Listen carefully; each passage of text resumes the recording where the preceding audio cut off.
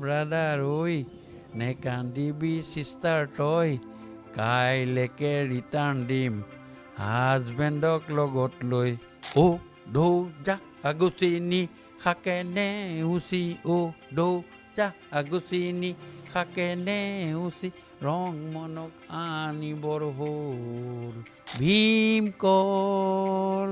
Dream girl সকলোখিনি পায় আজিকালি চব পায় দুনিয়া মেৰি জেব মে যিটো কয় এখন ৰাজনীতিটো এখন নাটকেই ড্ৰামাই এইখনটো নাটক আৰু ৰাইজৰ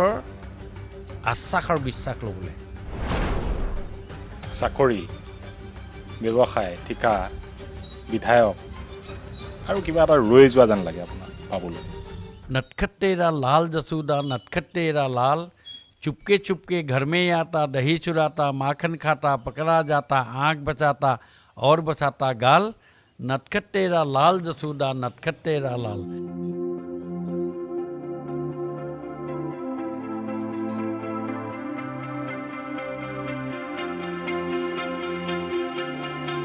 নমস্কাৰ নিউজ 18 পডকাষ্টলৈ আপোনালোক সকলোকে স্বাগতম জনাইছোঁ আজি এই খণ্ডৰ অতিথি হিচাপে আছে ডিব্ৰুগড় সমষ্টিৰ বিজেপি জ্যেষ্ঠ বিধায়ক চাৰিবাৰৰ বিধায়ক প্ৰশান্ত ফুকান ডাঙৰীয়া আপোনাক স্বাগতম জনাইছোঁ পডকাষ্টলৈকে এটা গান সেই গানটোৱে তোলাপাৰ লগাই দিছে ভীমকল আচলতে এই ধাৰণাটো ক'ৰ পৰা আহিল এই গানটো মানে গাইছিলে স্বৰ্গীয় মুনীন দত্ত ডাঙৰীয়া পেয়ৰী সম্ৰাট তেওঁৰ ডিব্ৰুগড়ৰ সন্তান আৰু আমি মোতকৈ ডাঙৰ আছিলে আমি ভাতৃপ্ৰতিম তেওঁ যেতিয়া গানটো গাইছিলে প্ৰায় 40-48 বছৰ আগতে তেওঁ এইটো প্ৰায় 78 মানত বোধ হয় মোৰ যি মনত আছে আৰু সেই সময়ত তাতকৈ আগৰ গান হ'ব সেই গানটো যেতিয়া তেওঁ গায় তেওঁৰ লগত মই একেলগে চাকৰিও কৰিছিলোঁ সেই সময়তে তেওঁ বহুত পেৰডি গাইছিলে এতিয়া তেওঁ বহুত পেৰডি এতিয়াও তেওঁ আছে আপুনি গুগলত চাৰ্চ কৰিলে আপুনি পাব তো মই মানুহজন মানে প্ৰায় লুপ্ত হৈ গৈছিলে তেওঁ গান বা কেতিয়া কোনো কাৰণে বজা নাই আগতে ডিব্ৰুগড়ত বাজিছিলে এতিয়া বহুত দিনত বজা নাই এতিয়া মই ভাবিলোঁ যে ঠিক আছে তেওঁৰ সন্মান জনাই তেওঁৰ গান এটা অকণমান ধুনীয়াকৈ গাওঁ সেইকাৰণে মই চেণ্ট ষ্টুডিঅ' ডিব্ৰুগড়ত আছে আমি তাত চেণ্ট ষ্টুডিঅ'ত এইটো ধুনীয়াকৈ ৰেকৰ্ডিং কৰি এইটো ফেচবুক লাইভ কৰিলোঁ কৰাৰ কাৰণে ৰাইজে ভাল পালে প্ৰায় 4,43,000 মানুহে এতিয়ালৈকে ভিউৱাৰ্ছ আছে শ্বেয়াৰ কৰিছে প্ৰায় 1300-1400 মানুহে শ্বেয়াৰ কৰিছে আচলতে গানটোৰ মিনিং আৰু মানুহজনৰ যি তেখেতৰ যিটো কেলিবাৰ সেই কেলিবাৰটো আজি সুন্দৰভাৱে প্ৰকাশ পাইছে সেইকাৰণেই বেছি হৈছে কোনে গাইছে এইটো কথা হোৱা নাই কিন্তু গানটোৰ থিম যিটো সেইটো যথেষ্টখিনি ভাল এটা ভীমকলৰ উপকাৰিতাৰ ওপৰতো তেওঁ গানটোত এটা নিবন্ধ হৈ আছে ৰাইজৰ মাজত দিয়াৰ প্ৰয়াস কৰিছে বিশেষকৈ চৰ্চাত আহিছে প্ৰশান্ত ফুকনে গোৱাৰ কাৰণে কাৰণ আপুনি চৰ্চাত থাকেই আপুনি কিবা এটা কয় আৰু তাৰ লগে লগে চৰ্চাটো সামাজিক মাধ্যম টিভি চেনেল সকলোতে বাজি যোৱাৰ লগে লগে চৰ্চা সাংঘাতিক ধৰণৰ হৈ যায় হ'ব পাৰে সেইটো অলপ আমাৰ ৰাইজৰ কাৰণে অলপ গাঁৱক দৰ্শকৰ কাৰণে অলপ মইতো গানটো আগতীয়াকৈ বাইছোঁ ধৰক এইটো একচুৱেলি মুনীন দত্তৰ এই ড্ৰিম গাৰ্ল বুলি যিটো গান এই ড্ৰিম গাৰ্ল চিনেমাৰ গানটোৰ পৰা পেৰডি কৰিছিল তো ভীমকল চেনি চম্পা নহয় যে ভীমকল মালভোগো নহয় যে ভীমকল পিঠাৰ লগত খোৱা বা এনেই খোৱা পাবা জেগা তুমি বল ভীমকল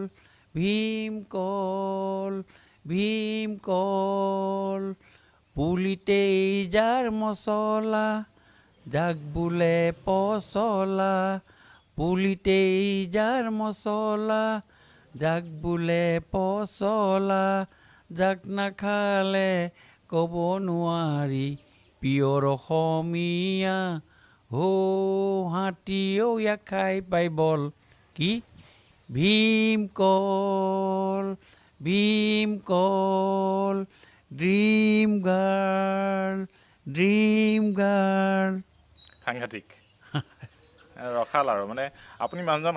বৰ ফূৰ্তিবাজ মানুহ আৰু মানে ৰখাল হৈ থাকে কথা বতৰাৰ পৰা আৰম্ভ কৰি গোটেই কাম আপুনি নামঘৰত মানে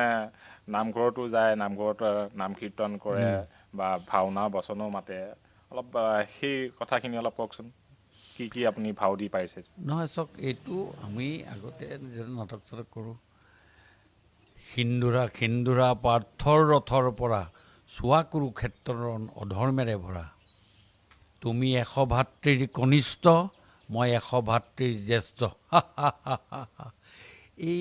ধৰণেৰে আৰু বহুত আছে ধৰক মই একেবাৰে কোনটো ভাও আপুনি এতিয়ালৈকে প্ৰিয় বুলি ভাবি লৈছে যিখিনি আপুনি ভাও দিছে এতিয়ালৈকে চাওক ভাও চৰিত্ৰ যদি আপুনি ভালকৈ কৰিবলৈ যায় মই নিজেই কৰাটোক বুলি কোৱা নাই চৰিত্ৰৰ চাৰিত্ৰিক দিশত যদি চাবলৈ যোৱা যায় সঁচাকৈও লাইফত চাৰিত্ৰিক দিশক হওক বা ভাওনাতেই হওক ভাল চৰিত্ৰ যদি আপুনি নাটক এখন ভাওনা এখন ফুটাই তুলিব খোজে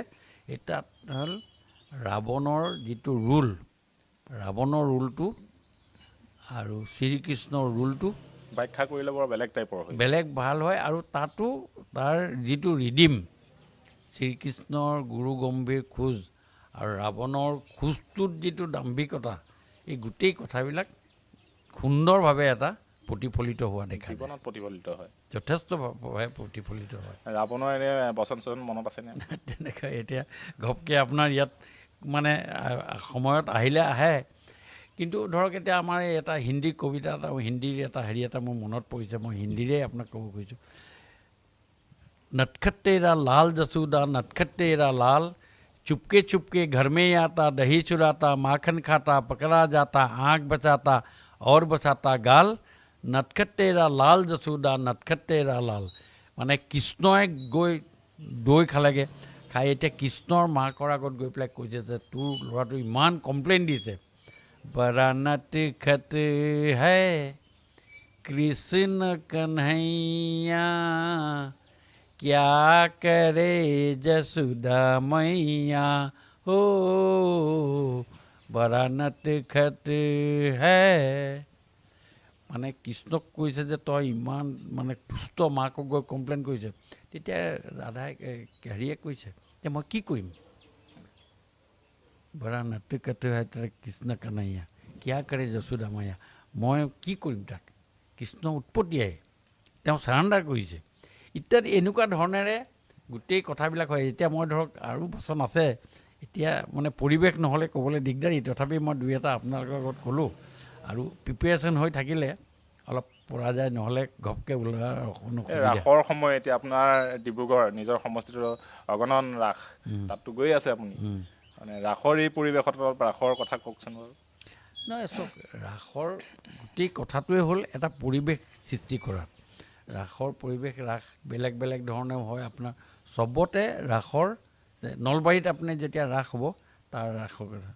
নগাঁৱৰ ৰাসলৈ সেইটো বেলেগ হ'ব তাত ছোৱালীৰ ৰাসো আছে এতিয়া মাজুলীৰ যিটো ৰাস সেইখিনিও তাৰ গোটেই হেৰিটো বেলেগ আজি আমাৰ ডিব্ৰুগড়তো কিছুমান ৰাস হৈছে ৰাসো হৈছে তাৰ লগত ভাওনাও হৈছে এতিয়া এই গোটেই কথাবিলাক যেতিয়া আপুনি চাব তাৰ ভংগীমা আৰু তাত কৰা তাত যিটো মানে আপোনাৰ উপস্থাপন কৰিব এই গোটেই কথাবিলাক সকলোৰে ক্ষেত্ৰত আপুনি ডিফাৰেঞ্চিয়েটটো অলপ হ'লেও ডিফাৰেঞ্চিয়েটটো জেগা অনুসৰি তাৰ ডিফাৰেঞ্চিয়েটটো আপোনালোকে গম পাব এইটো আজিৰ ডেটত আটাইতকৈ ডাঙৰ প্ৰাসংগিকতা আছে কিন্তু আজিৰ ডেটত আমি ভাল পাব যে এই ৰাস বা ভাওনাৰ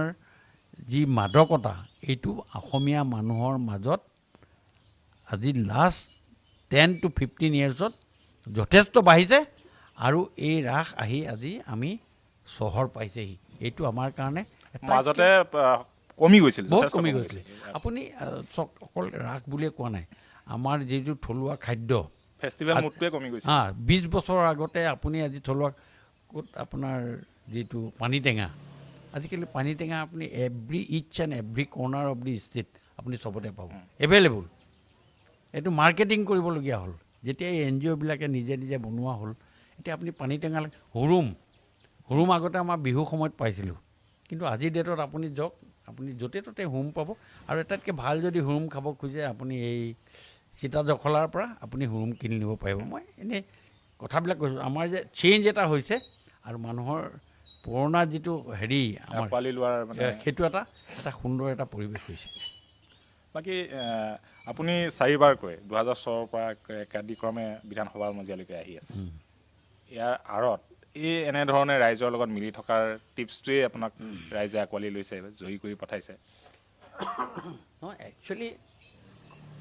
এইখিনি পাৰ্ট অফ দি গেম, এটা অংশ, কিন্তু তাৰ মাজত আপোনাৰ ৰাইজৰ লগত থকা আপোনাৰ সহযোগিতা আৰু ৰাইজৰ প্ৰতি থকা আপোনাৰ দায়িত্ব, ৰাইজৰ প্ৰতি থকা আপোনাৰ মৰম, এই গোটেই কথাবিলাক যেতিয়া আপোনাক ক্ৰিয়া কৰে আৰু সেইটোৱেই হৈছে ৰাইজৰ তাৰ ফলত ৰাইজে দিয়া উপহাৰ। ৰাইজে এনালাইচিছ কৰে। আজিকালি আপুনি কোনো কথাত লুকুৱাই কৰিব নাই, বিশেষকৈ ডিব্ৰুগড় ৰাইজৰ সকলোখিনি পায় আজিকালি, চব পায়। দুনিয়া মেৰি জেব মে যিটো কয়, আপুনি ডিব্ৰুগড়ৰ ৰাইজ দেৱানন্দৰ নিচিনা। তাৰপিছত দেৱানন্দই ভালকৈ খোজকাঢ়িব পৰা নাই, কিন্তু জেপত ওপৰত ৰঙা ৰুমালখন লৈ জেকেটটো পিন্ধি থাকে, মানে ষ্টাইলিছ মানুহ ডিব্ৰুগড় মানুহ। আপোনাক চব অবজাৰ্ভ কৰি থাকিব। আপুনি আজি কিবা এটা কাম এটা ডিব্ৰুগড় ৰাইজক কৰি দিম বুলি কওক, কৈছে মে' মাহত কৰি দিম, মে' মাহৰ 17 তাৰিখে আপোনাৰ কামটো কৰি দিম। আপোনাৰ 18 তাৰিখে ফোন আহি গ'ল, দাদা 17 তাৰিখ পাৰ হ'ল দেই, আৰম্ভ নহ'লেই। এই বস্তুটো ডিব্ৰুগড় ৰাইজে কিন্তু পুৰা ডায়েৰী মেইনটেইন কৰাৰ নিচিনা আৰু মোক তাৰ আগতে নকয় আৰু, কিন্তু 17 তাৰিখে বা ময়ো সেইটো হিচাপ ল'ব লাগিব। নহ'লে আপুনি 15 তাৰিখে ফোন কৰি ক'ব লাগিব, দাদা 17ত কৰিম বুলি ভাবিছিলোঁ, বৰষুণ আহি গ'ল নোৱাৰিলোঁ, মই ছেপ্টেম্বৰতে কৰিম। এই যে ধাৰাবাহিকতাটো, এইটোৰ ওপৰত ৰাইজৰ মোৰ ওপৰত কনফিডেঞ্চ আছে নেকি বুলি ভাবিছোঁ। সেইকাৰণে ৰাইজে মোক চাগে 4বাৰকৈ জিকাই পঠিয়াইছে। এইখনতো এখন ৰাজনীতিটো এখন নাটকেই, ড্ৰামাই। এইখনতো নাটক আৰু ৰাইজৰ আশ্বাস আৰু বিশ্বাস ল'বলৈ। আপুনি একে লেঠাৰে কণ্টিনিউ 4 দিন আপোনাৰ যদি ৰহৰ দাইলে ভাত খুৱাই দিয়ে, ৰহৰ দাইলে ভাত খাই আপুনি 4th ডে ক'ব, আৰে একেখিনিকে কিমান বনাই থাকা, ক'ব নকয়। প্ৰতি বছৰে ইলেকশ্যন অহাৰ পাছত প্ৰত্যেক বছৰ ইলেকশ্যনত আপোনাৰ একেটা মানুহকে ভোট দি আছে মানে ভাল পাব লাগিবতো। 4বাৰকৈ ভোট দিব লাগে, তাত কোনো বেলেগ স্বাৰ্থ নাই। এটাই স্বাৰ্থ যে ডিব্ৰুগড়খনৰ ৰহৰ দাইলৰ সলনি এনেকৈ লাষ্ট ইলেকশ্যন কেইটাত নহয়, মই মানে উদাহৰণ হিচাপে কৈছোঁ। সেই উদাহৰণেই মানে কি প্ৰতিশ্ৰুতি দিছে, কি কাম কৰিছে, কি সলনি কৰি গৈ আছে, প্ৰতিশ্ৰুতি কি আছে, সন্মুখত যিখিনি বিপদ আহে কাম কৰিব লাগে ডিব্ৰুগড়, সেই কামখিনি কৰাৰ কথা। এতিয়া আমি কিছুমান ধৰক জেনেৰেল যিখিনি কাম, এতিয়া মেডিকেল কলেজখন মানুহ আটাইতকৈ এচেঞ্চিয়েল, 47তে হোৱা অসম কি উত্তৰ পূৰ্বাঞ্চল কি আপোনাৰ ভাৰতবৰ্ষৰ এখন নাম জ্বলা হস্পিটেল, তাত লাহে লাহে হস্পিটেলখনৰ ডেভেলপমেণ্ট কৰাৰ ক্ষেত্ৰত যিখিনি আগভাগ ল'লোঁ, এই গোটেইখিনি লোৱাৰ ফলত আজি এখন সুন্দৰ এখন অসম মেডিকেল কলেজ গঢ় লৈ উঠিছে, য'ত আজিৰ ডেটত 3200 পৰা 3300 ডেইলি পেচেণ্ট আউটড'ৰ পেচেণ্ট হয়। ইমাৰ্জেঞ্চিত 400 পৰা 500 পেচেণ্ট, কেতিয়াবা 600 হয় ইমাৰ্জেঞ্চিত পেচেণ্ট হয়। এতিয়া আমি ইমাৰ্জেঞ্চিটো 24 আৱাৰ্ছ খুলি দিছোঁ। সেইবোৰ হ'ল এটা কাৰণ। ধৰক এতিয়া SSB হৈ গ'ল, কেট লেব হৈ গ'ল। এতিয়া হস্পিটেল ছেক্টৰটোত আমাৰ যিমান ডেভেলপ কৰিলে, এতিয়া আপুনি ৰেলৱে ছেক্টৰটো চাওক, মানে ভাল কামৰ ভিতৰত মই আপোনাক ক'ব কৈছে কাৰণে আপোনাক কৈছোঁ। মই MLA হোৱাৰ আগতে 3খন ট্ৰেইন চলিছিলে ডিব্ৰুগড়ৰ পৰা ভায়া গুৱাহাটী হৈ আদাৰ ষ্টেটলৈ। এতিয়া 14খন ট্ৰেইন ডেইলি ডিব্ৰুগড়ৰ পৰা গুৱাহাটী হৈ আপুনি যোন ফালে মন গ'ল, বোলে মই ৰঙিয়া হৈ যাব খুজিছোঁ, মই ৰঙিয়াত নামিম, আপুনি ব্ৰহ্মপুত্ৰ ব্ৰিজৰ ওপৰেদি গুচি যাব, যিখন ট্ৰেইন তাতে ৰঙিয়াত নামি যাব পাৰিব। বোলে নহয় মই শিৱসাগৰ শিমলুগুৰি হৈ যাব খুজিছোঁ, মৰিয়নি হৈ যাব খুজিছোঁ, সেইখনটো আপুনি যাব পাৰে। তেনেকুৱা ট্ৰেইনো আছে। আৰু আপুনি চাব, আজি মই গৌৰৱে আপোনালোকৰ আগত নিউজ 18ৰ আগত কৈছোঁ, ভাৰতবৰ্ষত কোনো এখন এনেকুৱা ৰাজধানী এক্সপ্ৰেছ নাই যিখন ৰাজধানীৰ পৰা ৰাজধানীলৈ চলে। দিল্লী টু কেলকাতা চলে, দিল্লী টু হায়দৰাবাদ চলে, বা দিল্লী টু মুম্বাই চলিব, ৰাজধানী টু ৰাজধানী। কিন্তু ব্যতিক্ৰমী এখনেই ৰাজধানী আছে যিখন দিল্লী টু ডিব্ৰুগড় চলে আৰু 3খন চলে এতিয়া সপ্তাহত 10খন ৰাজধানী ডিব্ৰুগড়ৰ পৰা চলে এইবিলাকেই ডেভেলপমেণ্ট এইবিলাকে ৰাইজৰ মনত হেৰি প্লেন আপোনাৰ 8-9খন প্লেন চলে ডিব্ৰুগড়ৰ পৰা য'ত আগতে এখন প্লেন চলিছিলে এতিয়া 8-9খন প্লেন আপুনি ডাইৰেক্ট হায়দৰাবাদ যাওঁ বুলি ক'ব পাৰে দিল্লীলৈ যাওঁ বুলি ক'ব পাৰে মুম্বাইলৈ যাওঁ বুলি ক'ব পাৰে কানেক্টিভিটি যিটো আছে সেইখিনি কৰি আছে এতিয়া আমাৰ মাজে মাজে আমি জাহাজৰ হেৰিও কৰিলোঁ আমাৰ সৰ্বানন্দ সোণোৱাল ডাঙৰীয়াৰ সেইবিলাক ব্যৱস্থাও আমি হাতত লৈছোঁ আৰু এতিয়া বগীবিলৰ ওপৰত আমাৰ আৰু এখন ব্ৰিজৰ কাৰণে আমি কৰিছোঁ সেইটো প্ৰপ'জেল হৈছে সেইটোও হ'ব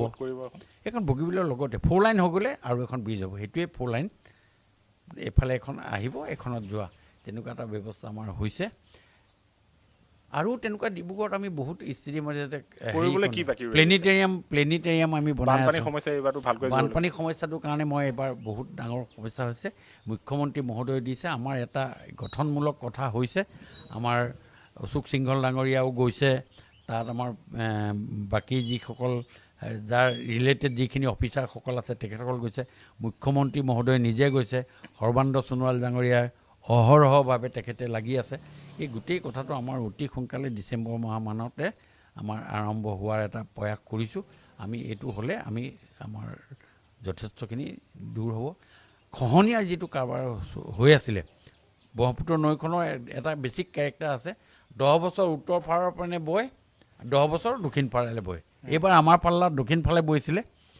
বোৱাৰ কাৰণে এতিয়া আমাক বহুত খহনীয়া হৈছিলে তাৰ কাৰণে আমাৰ মাননীয় মুখ্যমন্ত্ৰী মহোদয়ে আমাৰ এইটো খহনীয়া ৰোধ কৰিবৰ কাৰণে 300 কোটি টকা আমাৰ এডিবি আৰু বিভিন্ন জেগাৰ পৰা আনি দিছে 300 কোটি টকা আৰু সেইটোৱে আমি এই কামখিনি আমি কৰাবৰ কাৰণে প্ৰয়াস কৰিছোঁ আৰু হ'বগৈ বুলি মই ভাবিছোঁ চাকৰি ব্যৱসায় ঠিকা বিধায়ক আৰু কিবা এটা ৰৈ যোৱা যেন লাগে আপোনাৰ পাবলৈ তেনেকুৱাটো কথা নাই এইটো আপুনি সেইটো কথা ক'বলৈ গ'লে আপুনি ক'ব পাৰে যে মন্ত্ৰিত্বৰ কথাটো ক'ব পাৰে আপুনি সেইটোকে মেইন কৰি কথাটো কৈছে ময়ো আপোনাক কৈছোঁ চাওক এটা বাল্টি আপুনি যেতিয়া সাগৰত ডুবাই দিব তাত যিমান পানী আহিব নাদত ডুবাই দিলেও সিমান পানী আহিব আপোনাৰ ভাগ্যত যেতিয়ালৈকে নাথাকে তেতিয়ালৈকে আপুনি ডেষ্টিনিক বহুত বিশ্বাস কৰোঁ তেতিয়ালৈকে আপুনি এই কথাটো আপুনি ক'ব নোৱাৰে যে আপুনি হ'ব নহ'ব কি কথা এইটো আৰু চাওক মুখ্যমন্ত্ৰী মহোদয়ে গাড়ীখন যেতিয়া চলাই আছে গাড়ীখন চলাই থাকিলে আমি পিছফালৰ পৰা কৈ থাকিব নালাগে আপুনি ব্ৰেক মাৰক গিয়েৰ চেঞ্জ কৰক আপুনি লেফ্টত ঘূৰাওক ৰাইটত ঘূৰাওক তেওঁক গাড়ীখন চলাবলৈ দিব লাগে তেওঁ গাড়ীখন চলাইছে তেওঁ সহযোগী হিচাপে কাক কাক ল'ব সেইটো তেওঁৰ এখতিয়াৰৰ কথা মুখ্যমন্ত্ৰী এখতিয়াৰৰ কথা আৰু মুখ্যমন্ত্ৰীয়ে সেই গোটেই বস্তুটো বিবেচনা কৰি যেনেকৈ চলাব লাগে চলাই আছে স্মুথলি চলাই আছে ভালকৈ চলাই আছে 26তো আমাৰ চৰকাৰ হ'ব তাৰ আগন্তুক দিনতো আমাৰ এইখন ভালকৈ চৰকাৰ চলিব কেতিয়ালৈকে ৰাজনীতি কৰি যাম বুলি ভাবিছে চাওক দেহা থাকিলেহে বেহা বুলি কয় ডেফিনেটলি এইটোৱেই আৰু দেহা যেতিয়ালৈকে টানিব আৰু মই হুইল চেয়াৰত বহি কিন্তু মই ৰাজনীতি নকৰোঁ চিধা কথা যেনেকৈ MGR মায়া গোবিন্দ ৰামচন্দ্ৰনে যেনেকৈ হুইল চেয়াৰটো ৰাজনীতি কৰিছিলে মই কিন্তু এটা কথা আজি আপোনালোকৰ আগত ঘোষণা কৰিছোঁ যেতিয়ালৈকে মই স্কুটি চলাই থাকিব পাৰিম যেতিয়ালৈকে মই চাইকেল চলাই থাকিব পাৰিম গাড়ী চলাই থাকিব পাৰিম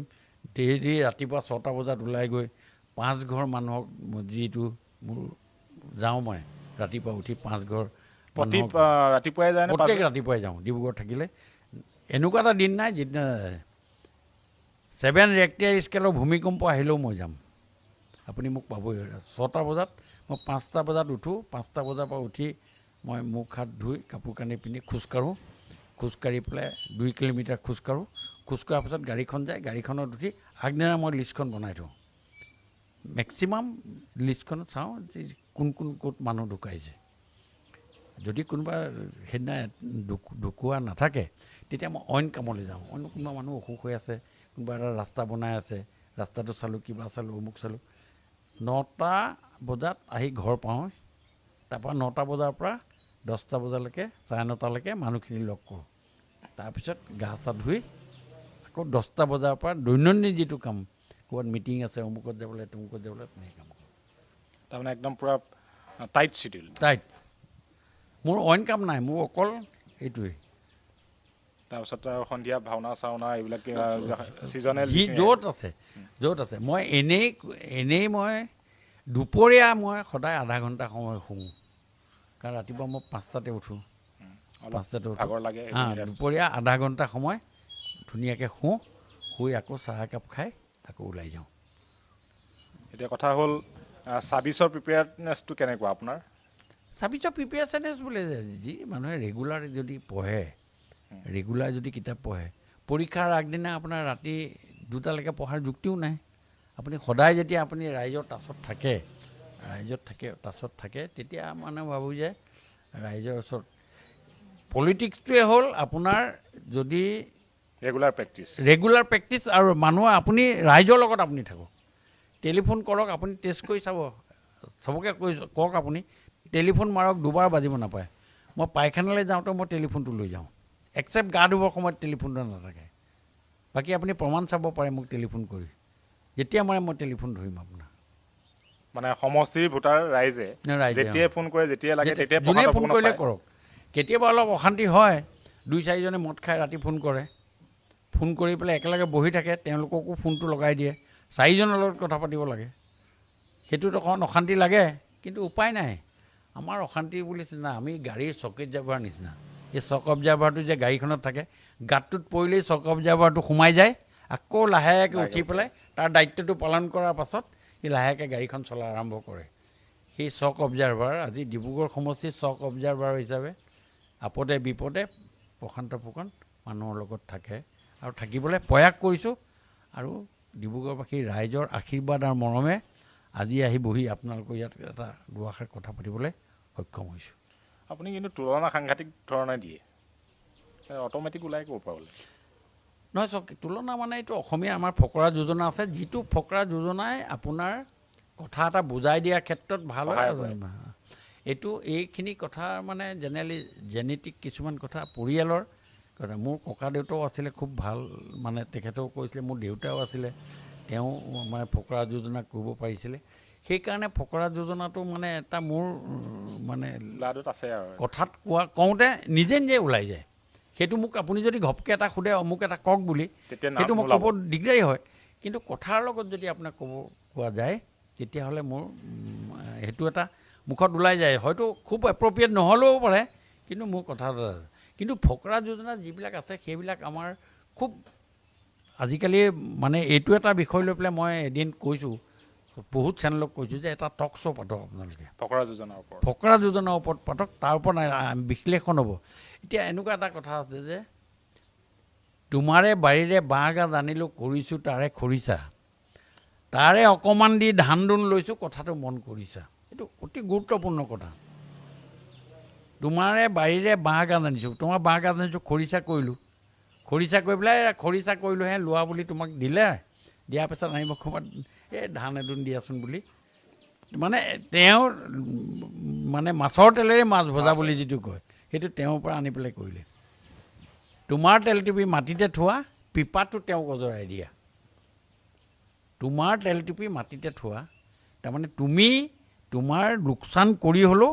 প্ৰশান্ত ফুকনক সহায় কৰি দিয়া তোমাৰ তেলটিপি মাটিতে থোৱা পিপা মানে বটলটো পিপাটো তেওঁক অজৰাই দিয়া মানে মই দুটা উদাহৰণ আপোনাক দিছোঁ এইটো অসমীয়া ভাষাৰ কিমান চহকী আৰু কিমান এপ্ৰপ্ৰিয়েট 360 জোপা ৰুবা কল মাহেকে পষেকে চিকুনাবা তল পাত পচলা লাভত খাবা লংকাৰ বণিক ঘৰতে পাবা গৰু কিনিবা ৰিংটো বাটৰ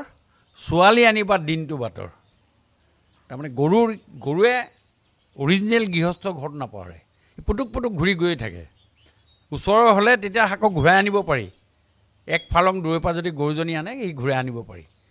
যদি 1 কিলোমিটাৰ দূৰত 10 কিলোমিটাৰ দূৰৰ পৰা আনা তেতিয়া আকৌ আনিবলৈ অসুবিধা হ'ব গৰুজনীক ৰাতিপুৱাই দিব লাগিব সেইকাৰণে গৰু কিনিবা ৰিংটো বাটৰ মানে চিঞৰিলে শুনা যিমান দূৰ আৰু ছোৱালী আনিবা দিনটো বাটৰ নে ছোৱালীয়ে মানে দূৰৰ মাকৰ ঘৰলৈ যাওঁ কৰি থাকেতো সেইকাৰণে দিনটো বাটৰ হ'লে তেতিয়াহ'লে বেছি যাওঁ নকয় বছৰত এবাৰহে যাওঁ বুলি ক'ব সেইকাৰণে মই এইটো এপ্ৰপ্ৰিয়েটলি ময়ো বহুত দূৰৰ পৰা আনিছোঁ মই ডিব্ৰুগড়ৰ মানুহ কিন্তু মই বিয়া কৰিছোঁ নগাঁৱৰ পৰা সেইকাৰণে দিনটো বাটৰ এই এনেকুৱা ধৰণৰ মানে বহুত ফকৰা যোজনা আৰু বহুত আছে বোলে চালনীয়ে বেজিক কৈছে তোৰ মূৰত ফুটা এটা আছে, কিন্তু চালনী গোটেই গাটোত যে ফুটা, বুজিছেনে? সেই তেনেকুৱা ধৰণৰ ফকৰা যোজনা আছে, বহুত ৰিচ। আৰু এইবিলাক বিষয় লৈ আপোনালোকে চৰ্চা কৰিব, মাতিব কেতিয়াবা। আৰু বহুত আছে কথাৰ সুৰত, আৰু বহুত আছে, কথা ওলাই যায়। মই মনত থকা 2-4টা আপোনালোকক ক'লোঁ। আৰু এনেকেই ধৰক সম্পূৰ্ণ কৰাৰ প্ৰয়াসেৰে এখন সমাজ ব্যৱস্থা, এখন ৰাজনৈতিক পথাৰ, এই গোটেই কথাবিলাকক লৈ আৰু ৰাইজৰ লগত ভালোবাসা থাকি দুদিনীয়া সংসাৰ, আজি আছোঁ কাইলৈ নাই। বোলে বৰাৰ ঘৰত তৰাৰ গাঁঠি, বৰানো থাকিব কেই ৰাতি, তেনেকুৱা কথা। এতিয়া বহুতে এছেম্বলি হোষ্টেলত থাকি পেলাই কয় এইটো টাইলছ লগাই দিয়ক, এইটো মোক কৈ দিয়ক, এই ধুনীয়া লাইট এটা লগাই দিয়ক। আৰে মোৰ ঘৰত আপোনাৰ লোকৰ ঘৰ, চৰকাৰী ঘৰ 26ত শেষ হ'ব বা হেৰি হ'ব, সেইটো লোকৰ ঘৰ নহয় জানো? তাতে এতিয়া আপুনি কি ক'ব? বোলে বৰাৰ ঘৰত তৰাৰ গাঁঠি, বৰানো থাকিব কেই ৰাতি, বুজিছেনে? এই ধৰণৰ কথাৰে আমি আগবাঢ়ি যোৱা পৰাটো এটা আপুনি চিন্তা চৰ্চা কৰিছোঁ। নিজৰ লিখা মেলা কিবা আছে, কৰেনে? কবিতা চবিতা, গান চান এনেকুৱা নিজা? মই লেখাত মই বেয়া, কিন্তু কৈ যাব পাৰোঁ, তেনেকুৱা ব্যৱস্থা আছে, চবেই কৰে। মই কৈ যাওঁ ধৰক কথাখিনি, তেনেকুৱাকৈ লিখি যাওঁ বা টেপ ৰেকৰ্ডিং কৰি দিওঁ। ৰেকৰ্ডিং কৰাৰ পিছত কোনোবাই লিখি পেলাই ধুনীয়াকৈ দিয়ে। লেখাত বেয়া। নিজৰ গান এটা মানে গুণগুণাই দিয়কচোন, নিজৰ গান এটা। মোৰ গান? নিজৰ মোৰ মানে গানৰ মই এনেই কথা এটা কৈছোঁ আৰু মই গান বুলি কোৱাৰ কাৰণে মই এটা মানে মই বহুত দিনৰ আগতে এটা মানে শ্বিলঙত আছে, শ্বিলঙৰ মতিনগৰত বিয়া এখন খাব গ'লোঁ। মোৰ এটা খাচীয়া বন্ধু আছিলে, সি মানে মোৰ লগত একেলগে আহিলে। মই সেই মতিনগৰৰ পৰা এনেকৈ আহি লুমকি হৈ আহিছোঁ ৰাতি। ক'লে এই mister Phukan, I will have a song one, বিয়া নাম। সি কৈছে মই এটা বিয়া নাম গাম। বোলো তই কি বিয়া নাম গাবি বাবা? সি তেতিয়া এটা বিয়া নাম গাইছে শ্বিলঙত, খাচী মানুহ। ফাদাৰ মাদাৰ ব্ৰাদাৰ ঐ, নেকান্দিবি চিষ্টাৰ তই, কাইলৈকে ৰিটাৰ্ণ দিম হাজবেণ্ডক লগত লৈ। মানে সুৰটো মানে আচৰিত। মানে সি মই সেইটো কোৱাৰ লগে লগে ৰাতি ঠাণ্ডা দিন অভাৰকোট পিন্ধি আহিছোঁ, সিয়ে মই খোজকাঢ়ি, সি মোক কৈছে I will have a song one, বিয়া নাম, বুজিছেনে? সেই তেনেকৈ সি বিয়া নাম, মানে বিয়া নামৰো পেৰডি আছে মানে এই তেনেকৈ ধৰণেৰে আৰু বহুত আছে। মই আপোনাক এতিয়া ঘপকৈ কৈ দিব পৰা নাই, মই তেনেকৈ আপুনি কোৱাও নাই কাৰণে মই প্ৰিপেয়াৰ হোৱা নাই বা মনত পৰা নাই। হয়তো ওলাই যাব সময়ত আকৌ মই এইটোতো ক'ব পাৰিলেহেঁতেন। কেতিয়াবা তেনেকুৱা ধৰণৰ মাজে মাজে বৰ বঢ়িয়া বঢ়িয়া কবিতা, মানে কবিতা টাইপৰ মানে ডাইলগ মাৰে আপুনি। নহয় মানে কেতিয়াবা নিজেই বহুত কথা কোৱাৰ পাছতো কেতিয়াবা সেইটো পিছৰ মুহূৰ্ততে আকৌ পাহৰি যোৱাও যায়, বা লিখি থোৱা থাকিলেও পিছত গৈ বহুত খুব ছিষ্টেমেটিক কৰি থকা নাযায়। এনেই উফৰা জেং বুলি যিটো কয়, উফৰা জেং, এইটো লিখিলোঁ এইটো কৰিলোঁ। কিছুমানে খুব ধুনীয়াকৈ লেখে, কয় বা আপোনাৰ যিখিনি লিখিছে বা কৈ গৈছে আছে, সেইটো সেইবোৰ ৰেকৰ্ড আছে, কিন্তু সেই আকৌ বিচাৰি উলিয়াব লাগে। ক'ৰবাত পেজ নম্বৰ 7 আছে, কিবা 23 আছে, কিবা এটা এনেকুৱা ডায়েৰী এখন আছে মোৰ, তাতে লেখা আছে। সেইটো হয়তো পিছৰ পৰ্বত কিবা যদি কিতাপ আকাৰত উলিয়াব খোজোঁ, তেতিয়াহ'লে অলপ তেজকৈ উলিয়ালে সেইখিনি কৰিব পৰা যাব। সেইখিনি কৰিব পৰা চিন্তা চৰ্চা আগন্তুক দিনত কৰা এটা ব্যৱস্থা আছে। এইবাৰ ৰাসত ভাওচাও নল'লে? নাই, এইবাৰ মই ধৰক ৰাসত গৈছোঁ, কিন্তু বহুত বিজি আছিলোঁ। ৰাসৰ কেইদিনো যথেষ্টখিনি বিজি। সেইকাৰণে আমাৰ সৰ্বানন্দ সোণোৱাল ছাৰো আছিলে, তেওঁ ৰাসতো আছিলে, তেওঁ যথেষ্ট বিজি আছিলে। সেইকাৰণে মানে গৈ চালোগৈও, কিন্তু ইমানকৈ মানে খুব কৰিব নোৱাৰিলোঁ। আৰু কি কৰে আপুনি? মানে এইখিনিতো কৰেই। বিশেষকৈ মই মোৰ এটা বস্তু আছে, মই গাড়ীত বহিলে মই ভূপেন দাৰ গানত চৰ্চা। ভূপেন দাক মানে মোৰ জীৱনত দুজন ব্যক্তিক মই সান্নিধ্যত আহিছোঁ। দুইজন ব্যক্তিতে আজিও দুটা কলিজাত দুজন ব্যক্তিক লৈ আছোঁ। এটা হ'ল ভূপেন হাজৰিকা, এজন হ'ল অটল বিহাৰী বাজপেয়ীজী। অটল বিহাৰী বাজপেয়ীজীক ভাল পাওঁ কাৰণেই বিজেপিত আহিলোঁ। 99 চনৰ 25 তাৰিখে জইন কৰিলোঁ, আৰু সেই বাজপেয়ীজীৰ অনুপ্ৰেৰণাৰে আজি আহি এইডোখৰ পাইছোঁ। তেওঁ ছাতিৰ তলতে আছোঁ বুলি ধৰি লৈ আজি এইডোখৰ দুয়োগৰাকী ভাৰতৰত্ন। আৰু ভূপেনদাৰ কথা কি কওঁ আপোনাক, ভূপেনদাৰ আপাৰ আছামত যেতিয়া যায়, যলৈকে যায়, মই ভূপেনদাৰ গান শুনিবলৈ যাওঁ। তেতিয়া গভৰ্ণমেণ্ট চাকৰি কৰোঁ, দৰমহা পাওঁ 275 টকা। তাৰে 140 টকা গাড়ী ভাড়া খৰচ কৰি আহি গান শুনোহি। আহি পেলাই টিংখং মহাবিদ্যালয়ত, এইটো সেইদিনা ভূপেনদাই প্ৰথম এটা গান গাইছিলে, প্ৰথম তাতে সেইটো আৰম্ভ কৰিছে, আজি বিয়াৰ নিশা শয়ন পাতিত এপাহি ৰজনীগন্ধা, এই গানটো যে, তোমাৰ মূল্য এ নিশা পিছৰ দিনা সূৰুজ উঠাৰ, পিছৰ দিনা সূৰুজ উঠাত, পিছৰ বাঁহী সজ্জাত তুমি মূল্যবিহীন ভাৱ, তুমি বিয়াৰ নিশাৰ শয়ন পাতিত এপাহি ৰজনী গন্ধা। ইমান হেৰি নাই হোৱা, কিন্তু লিৰিক্সটো, গানটোৰ লিৰিক্সটো চব কি শক্তিশালী আৰু মিনিং। একেটা গানতে দুডাল কাঁড় মাৰিছে। ফুল এপাহৰ লগত এজনী ছোৱালীক তুলনা কৰিছে। সেই গানটো 78ত গাইছে। মই 140 টকা দি টেক্সি ভাড়া কৰি আহি পেলাই ভূপেনদাৰ প্ৰগ্ৰেম চাই পেলাই ৰাতি উভতি গৈছোঁ। যোৰহাটত প্ৰগ্ৰেম হয়, নাইট শ্বুট আহি যাওঁ বাছত, ৰাতি 3টা বজাত, তেতিয়া 12টা বজাত শেষ হৈ যায় প্ৰগ্ৰেম, চব গুচি যায়। মই ওলাই আহি ট্ৰেন্সপৰ্টত বহি থাকোঁ, শদিয়ালৈ যোৱা বাছত উঠি ঘৰলৈ আহোঁ। মানে ভূপেনদাক এনেকৈ ভাল পাইছোঁ। তাৰমানে ভূপেন হাজৰিকা উজনি অসম গ'লে অনুষ্ঠান কৰিবলৈ যাওক, যেনেকৈ এটা আছে ন ল'ৰা এটা, শচীন তেণ্ডুলকাৰে যলৈকে ক্ৰিকেট খেলিবলৈ যায়, সিও তাৰ নিজৰ পইচা খৰচ কৰি সি যায়। ঠিক তেনেকৈ মই ভূপেনদাৰ আপাৰ আছাম বিশেষকৈ য'তে যায়, মই কিন্তু ভূপেনদাৰ পাছে পাছে যাওঁ। যাই ব্যক্তিগতভাৱে লগ পাইছে নে নাই? বহুতবাৰ লগ পাইছোঁ। মই যেতিয়া প্ৰথম বিয়া পাতিলোঁ, বিয়া পতাৰ পাছত মই নগাঁৱৰ পৰা বিয়া পাতিছোঁ, 87ত বিয়া পাতিছোঁ। তেতিয়া আমি ভূপেনদাক গৈ আমি দুইজনে সেৱা কৰিছোঁ। সেৱা কৰাৰ পাছত ভূপেনদাই মোক নামে চামে চিনি পায়। ভূপেনদাই মোক সুধিলে, কোৱাচোন সাগৰ সংগমত গানটোত মই প্ৰশান্ত কেইবাৰ কৈছোঁ? একদম নোম থিয় হৈ গৈছে, বুজিছে। মই ক'লোঁ 8 বাৰ। সাগৰ সংগমত কটন সাঁতুৰিলোঁ, তথাপিতো হোৱা নাই ক্লান্ত, তথাপি মনৰ মোৰ প্ৰশান্ত সাগৰৰ উৰ্মি মলাই অক্লান্ত, সাগৰ সংগমত। এই গানটোত তেওঁ 8 বাৰ প্ৰশান্ত শব্দটো উচ্চাৰণ। তেতিয়া কৈছিলে, মোৰ দুইটা নামেই মোৰ কাৰণে বৰ পপুলাৰ, বুজিছা। প্ৰশান্তটো তুমি জানাই, প্ৰশান্ত দাস আৰু যুৱকী অনামিকা গোস্বামীৰ দুইকেই। এই গানটো তাতো প্ৰশান্ত তেওঁ, সেইকাৰণে প্ৰশান্তটো তেওঁ খুব উচ্চাৰণ কৰে। আৰু জ্যোতি শব্দ, তেওঁৰ নামটো জ্যোতি, মোৰ মিছেছৰ নামটো, সেইকাৰণে জ্যোতি শব্দটো তেওঁ মানে জ্যোতি শব্দ জ্যোতি পোহৰলৈয়ে কয়, কিন্তু সেই দুইটা শব্দ উচ্চাৰণ তেওঁ খুব কৰে। সেই তেতিয়া তেওঁ মোক আমি সেৱা কৰিবলৈ যাওঁতে, বিয়া পাতি প্ৰথম আমি কলিকতালৈ গৈ তেওঁ তাত আমি সেৱাও কৰিছোঁ। সেই ভূপেনদাৰ লগত মোৰ তেনেকুৱা এটা সম্বন্ধ আছে। আৰু ভূপেনদাৰ গান আপোনালোকে অকল শুনিলে নহ'ব, তাক ৰিয়েলাইজ কৰিব লাগিব, তাক অনুধাৱন কৰিব লাগিব। এতিয়া চাওক, এখন নাৱত এটা কথা ছবি কেনেকৈ সৃষ্টি হয় গানত। তেওঁ এখন নাৱত এটা ক্ষীণ ধুতিখন পিন্ধি সুদা গাৰে চপক চপক চপককৈ নাওখন মাৰি গৈ আছে, ক্ষীণ আকাৰৰ মানুহটোৱে।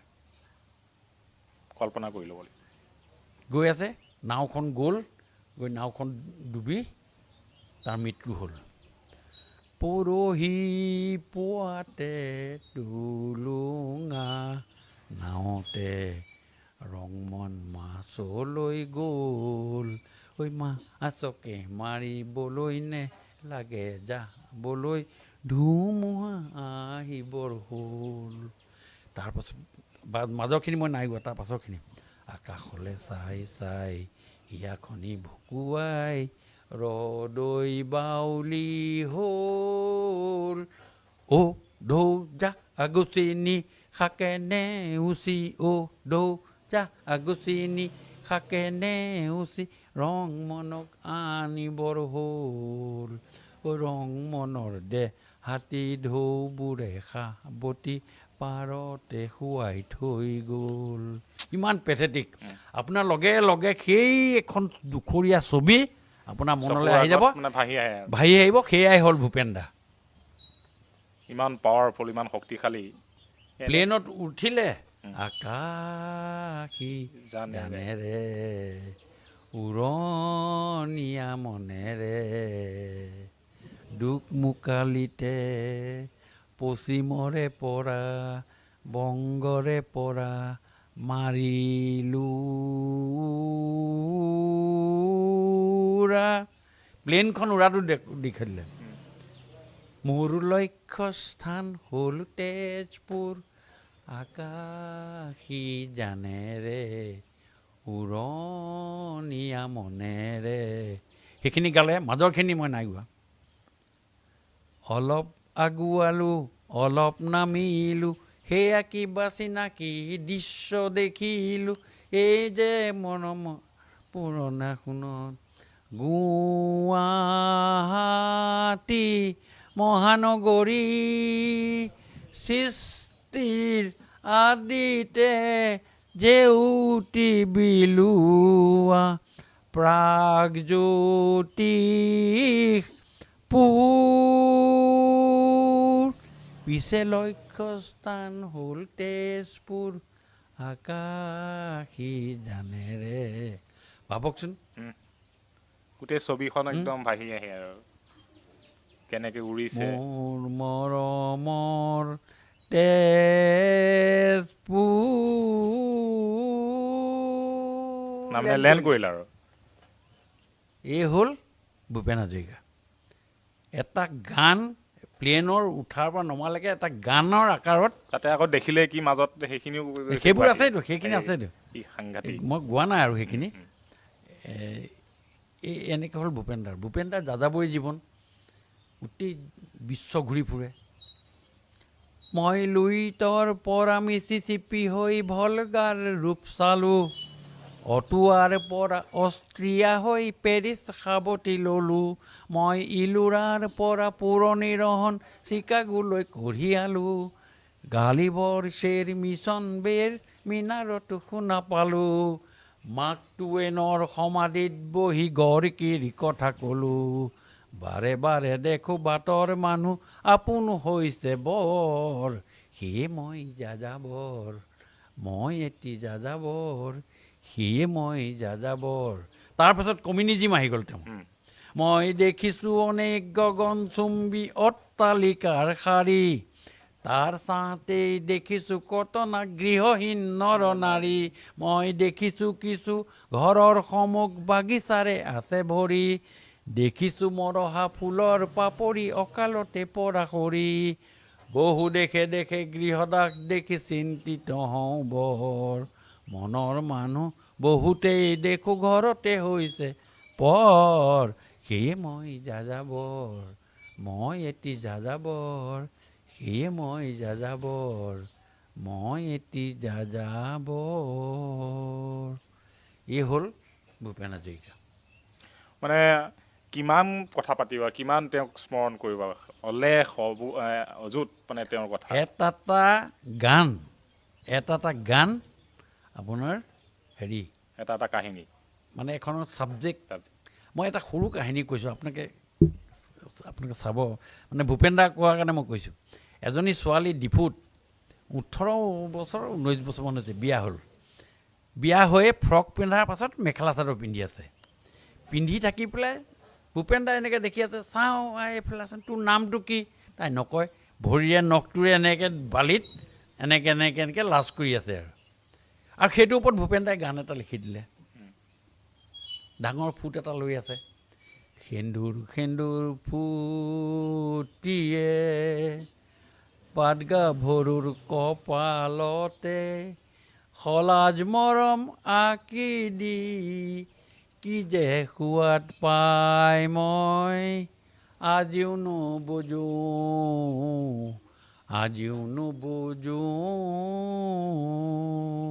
মাজত আৰু দুটা ষ্টেঞ্জা আছে তাৰপিছত যে ভৰিয়ে যে এনেকৈ আঁকি আছিলে তেতিয়া গাইছে কপাহ কপাহ মেখেলাই ঢাকি থোৱা নখেৰে ধূলিত ছবি আঁকি তাই কি যে সোৱাদ পাই মই বুজিও নুবুজো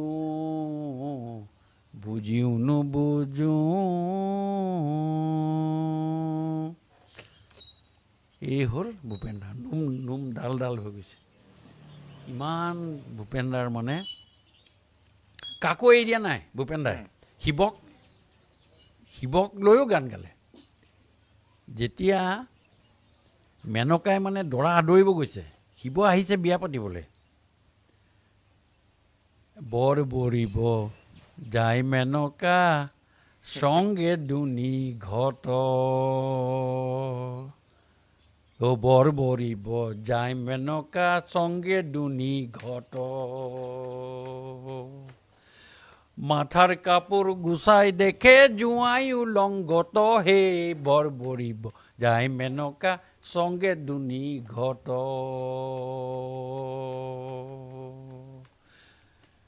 ও মাথাত আছে সর্পর ফেনাই এ গলে মুন্ড মালা কঙ্কালে বা ঘরে চাল গায়ে ভস্ম ধুলা হে বৰ বৰিব যায় মেনকা সঙ্গে